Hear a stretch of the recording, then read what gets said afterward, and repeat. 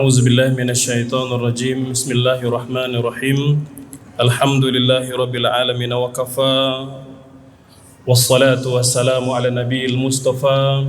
Asyhadu an la ilaha illallah wahdahu la syarikalah wa asyhadu anna Muhammadan abduhu wa rasuluhu la nabiyya ba'da. Allahumma salli wa sallim wa an'im wa akrim ala hadzal nabiyil karim Muhammadin sallallahu alaihi wasallam wa ala alihi wa sahbihi ajmain. Hadirin hadirat Bapak Ibu yang Allah muliakan, assalamualaikum warahmatullahi wabarakatuh. Alhamdulillah wa syukurulillah wa la haula wa la quwwata illa billahil aliyil azim. Bapak Ibu yang Allah muliakan, seorang muslim tidak semata-mata hidup untuk kehidupan di dunia, tetapi kita dipersiapkan untuk kehidupan yang lebih abadi, yaitu kehidupan di akhirat. Oleh sebab itu, sejatinya maka dalam kehidupan seorang muslim harus senantiasa menjadikan kehidupan akhirat adalah prioritas dalam kehidupannya, seperti mana yang dinasihatkan oleh Ali bin Abi Thalib radhiyallahu an dalam asar yang sahih dari Imam Muslim. Kata beliau, irtahalat ad-dunya mudbiratan. Dunia itu akan meninggalkan kita. Wartahalat al-akhiratu muqbilatan. Maka kehidupan akhirat akan datang menjelang. Likulli wahidatin minhuma banun. Kehidupan dunia dan kehidupan akhirat masing-masing punya anak. Fakunu min abna'il akhirah. Maka jadilah kalian anak-anak akhirat. Artinya orang-orang yang memburu akhirat. Wala takunu min abna'id dunya. Jangan menjadi anak-anak dunia atau hamba-hamba dunia. Fa innal yauma amalun wala hisab. Di dunia itu tempat kita beramal, belum ada perhitungan, belum ada hisab. Wa sayati yaumun, dan akan datang suatu hari hisabun wala amal, yang ada adalah hanya perhitungan, tidak lagi ada peluang beramal. Maka seperti mana yang Allah firmankan dalam Al-Qur'an surah Al-Hasyr ayat 18, ya ayyuhalladzina amanu ittaqullah. Wahai orang-orang yang beriman, bertakwalah kalian kepada Allah Subhanahu wa taala. Wal tanzur nafsun ma qaddamat lighat. Hendaknya setiap jiwa mempersiapkan apa yang bakal dia kerjakan di keesokan hari. Ulama tafsir menyebutkan, Bapak Ibu yang Allah muliakan, ghad atau ghadin itu ada bimakna qarib dan bimakna ba'id. Ada maknanya dekat dan ada maknanya jauh. Maknanya dekat artinya setiap hari kita harus merencanakan apa saja amal soleh yang bakal kita kerjakan.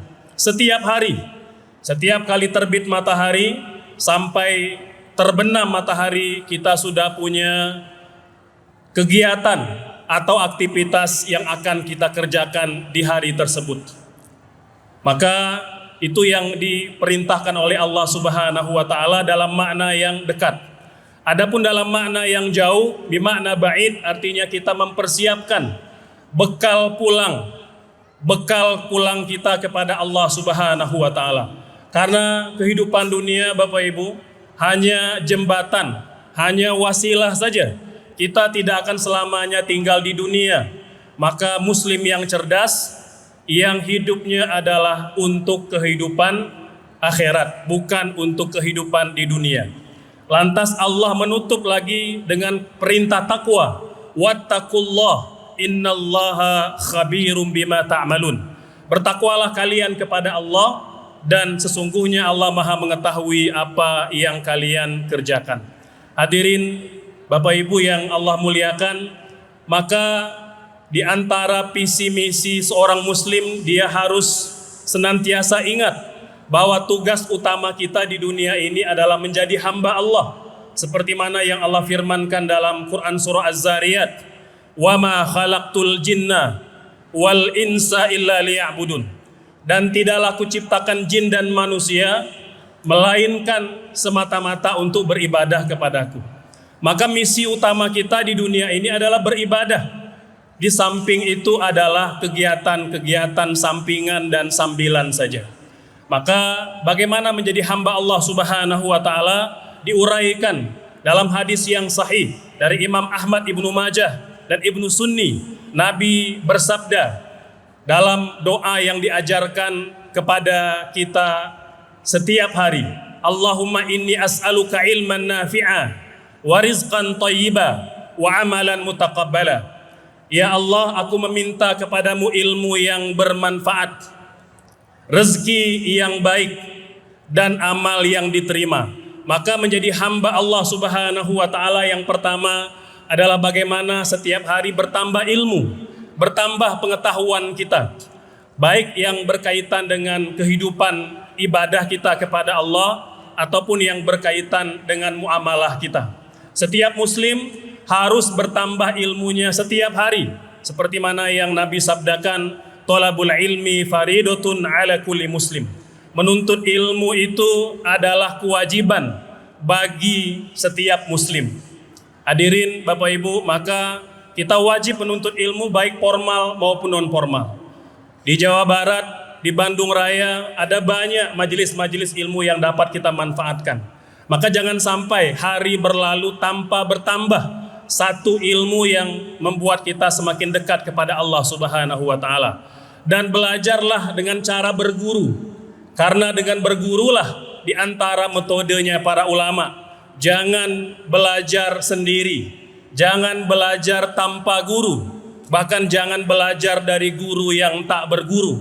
Kata Imam An-Nawawi dalam Al-Majmu' Syarhul Muhadzab, kata beliau, bahkan jangan belajar dari guru yang gurunya adalah tumpukan buku. La ta'khudul ilma mimman akhadahu min butunil kutub. Jangan belajar dari orang yang semata-mata gurunya hanya belajar dari tumpukan buku. Maka Bapak Ibu sekalian, belajar. Ada banyak guru, ada banyak para ulama di sekitar kita, maka ambil ilmu mereka sebanyak-banyaknya. Yang kedua, warizqan thayyiba, rezeki yang baik. Maka hamba Allah Subhanahu wa taala senantiasa memastikan bahwa rezeki yang diikhtiarkan setiap hari adalah rezeki yang halal. Kita tidak akan menjemput rezeki dengan cara yang haram. Nabi bersabda, harta itu hijau dan mempesona. Barang siapa mengambil dengan cara yang halal, maka rezeki itu akan menjadi energi, akan menjadi tenaga beramal soleh. Maka orang yang menjaga makan dan minumnya ringan dan mudah beramal soleh. Ringan untuk qiyamul lail, ringan untuk tilawah Al-Quran, ringan pula berinfak dan bersedekah. Kata Nabi, barang siapa mengambil rezeki dengan cara yang tidak halal, fakana ya'kulu wa la yashba', dia tidak akan pernah merasa kenyang dan terus akan merasa lapar. Itulah diantara ciri-ciri harta yang tidak berkah apabila dia bercampur dengan sumber-sumber yang haram. Yang ketiga, Bapak Ibu sekalian, menjadi hamba Allah adalah bagaimana kita mengupayakan bahwa amal yang kita kerjakan diterima oleh Allah Subhanahu wa taala. Karena itulah diantara target yang paling penting setiap kali kita beribadah. Allah berfirman dalam surah Al-Mulk, "Tabarakalladzi biyadihil mulku wa huwa ala kulli syai'in qadir. Alladzi khalaqal mauta wal hayata liyabluwakum ayyukum ahsanu amala." Maha suci Allah di genggamannya kerajaan langit dan kerajaan bumi, dan Dia Allah Maha berkuasa atas segala sesuatu. Allah telah menciptakan kematian, menciptakan kehidupan, menguji siapakah yang paling baik amalnya.